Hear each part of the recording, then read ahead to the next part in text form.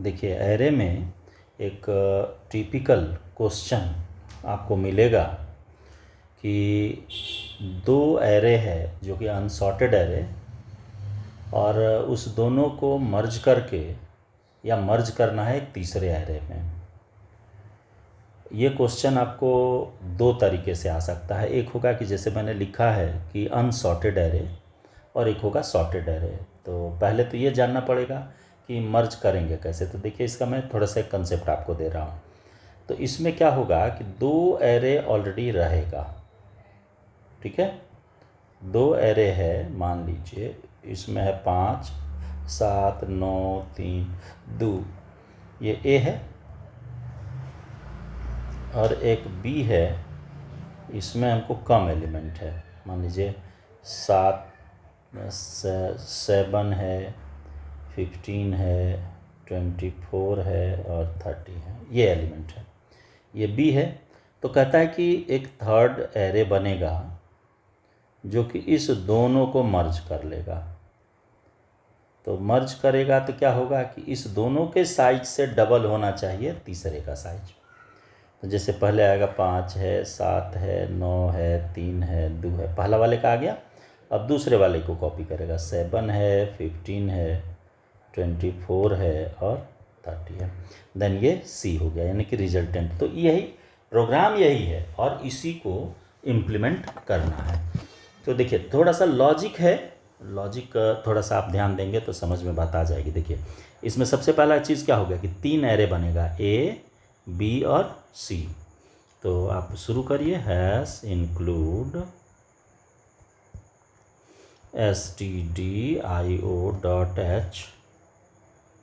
void main, और यहाँ पर आप इंटीजर में 3 एरे ले लीजिए। ए मान लीजिए इसको हम 20 किए, बी इसका भी साइज़ 20 रखे, और सी लिए तो इसका इस दोनों से डबल होना चाहिए, तो इसका हो जाएगा 40, ताकि दोनों को मर्ज करना है। ये आ गया। अब देखिए, अब इसके अलावा अब आपको पहला वाले का ऑर्डर कितना लेना है उसके लिए वेरिएबल ले लेंगे। तो मान लीजिए n1 ले लिए पहला वाले के लिए, n2 दूसरे वाले के लिए, और तीसरा में तो आप जान ही रहे हैं कि दोनों को जोड़ देंगे तो मेरा निकल जाएगा। हाँ, तो यहाँ पर मान लीजिए हम n3 कर देते हैं इसका। n3 में इनपुट लेंगे नहीं, इसी से जोड़ करके निकाल देंगे। देखिए, और दो को वेरिएबल चाहिए, एक i और एक j। j इक्वल्स टू 0 हम यहीं सेट कर देते हैं शुरू में ही। अब देखिए, अब सबसे पहला काम कीजिए कि फर्स्ट और एरे का आप ले लीजिए कि उसमें कितना एलिमेंट इनपुट लेना है। इंटर एलिमेंट या इंटर टोटल एलिमेंट बल्कि करिए कि पता चल जाए।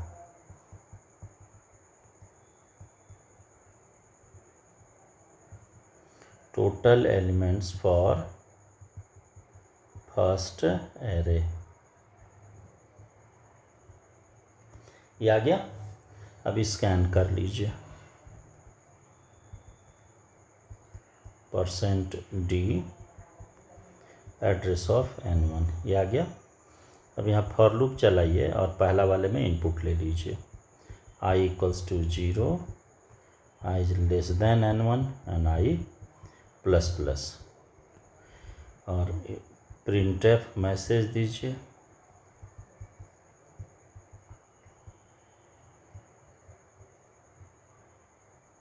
इंटर एलिमेंट स्कैन कीजिए, %d address of a of i, आ गया। इसको बंद कर दीजिए, पहला एरे हो गया। अब दूसरा का साइज इनपुट लीजिए, प्रिंटफ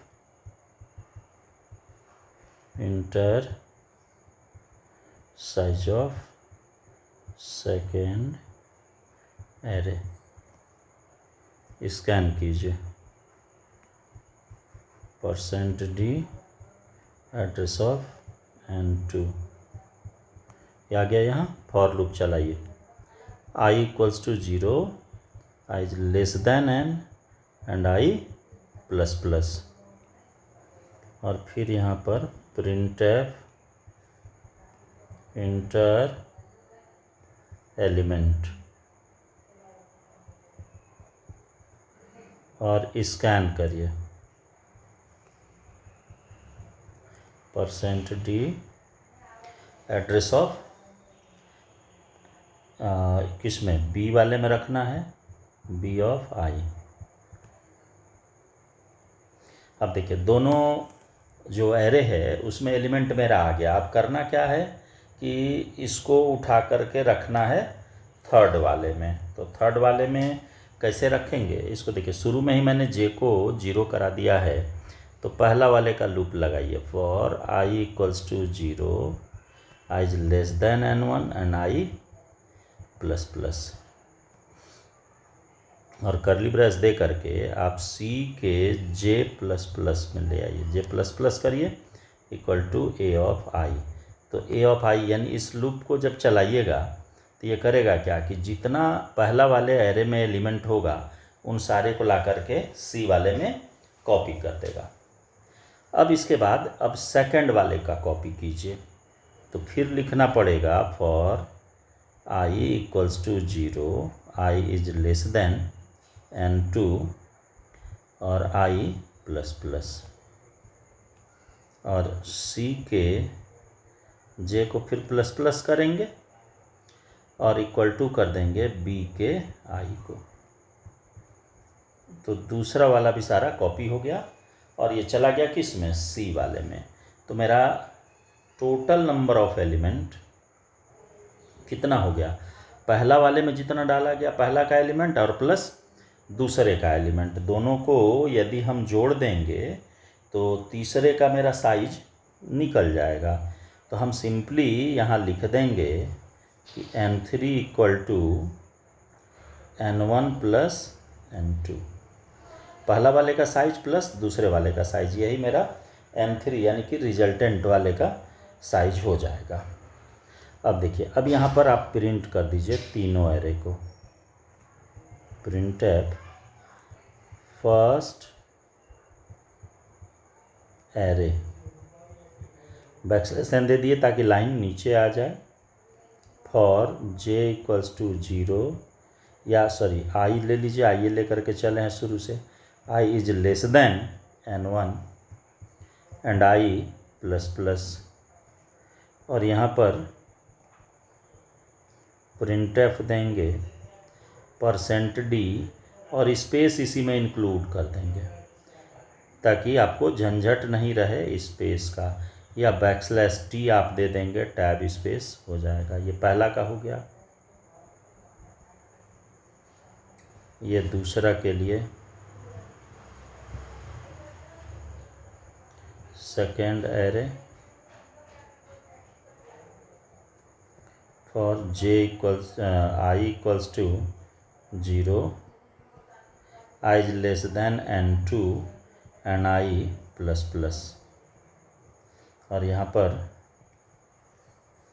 प्रिंट करिए %d और स्पेस दे करके देन आप b ऑफ i को प्रिंट करा दीजिए। ये b ऑफ i प्रिंट हो गया, करली ब्रेस यहाँ बंद कर दीजिए। बंद करने के बाद देखिए अब आपको क्या करना है कि जो रिजल्टेंट एरे है उसको डिस्प्ले कराना है। तो यहाँ पर फिर हम प्रिंट देंगे, प्रिंटफ बैकस्लैश n दे दिया कि मर्ज्ड एरे या रिजल्टेंट एरे, कि मर्ज्ड एरे